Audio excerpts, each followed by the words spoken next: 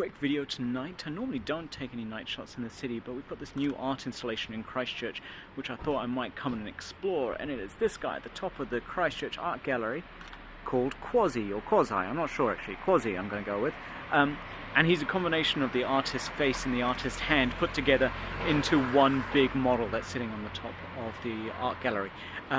The moon is quite bright in the sky, so the idea of getting any decent star shots is probably been lost on us.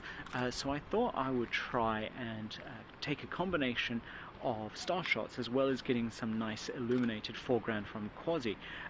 Now, because I'm not so fussed about getting static stars or anything like that, because this is going to be a bit more of an abstract artistic piece anyway given the nature of Quasi, I am set up just here on the road to take photos of him with a super long exposure.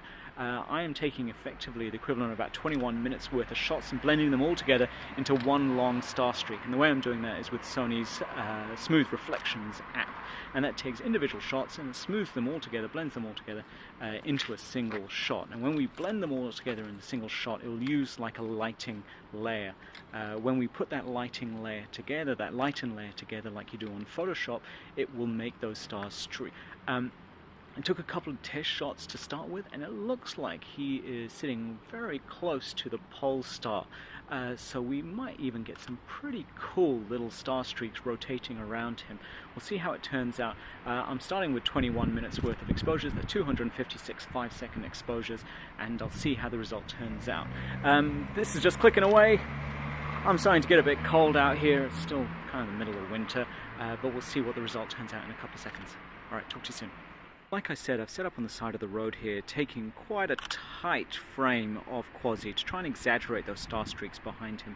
I'm using my crop sensor and my 55mm lens, which is going to really make any star streaks far more pronounced than if I'd gone with a much wider angle.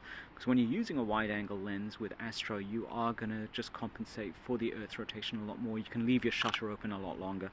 So definitely read up on the rule of 600 if you are doing Astro and you want to avoid those star streaks. In this case, I want to exaggerate them, so finding that tight crop using a crop sensor is effectively using a focal length of about 80mm, I think, if my maths is right. That's going to give me a really nice sort of crop on him, but it's also going to make those stars move, or seem like they're moving a lot more because of the rotation of the Earth. The other reason to use a nice tight crop like this, if I'd used my 14mm lens, or if I'd used my full frame camera in a 14mm lens, then I would have ended up with much more in the scene, and as much as that might be cool, it would also pick up a lot more of the light pollution around me. So I've got a big light up here, I've got cars going past, I've got these lights over here, all this stuff which is going to be eliminated from my shot as much as possible because I'm focusing on that tiny little bit.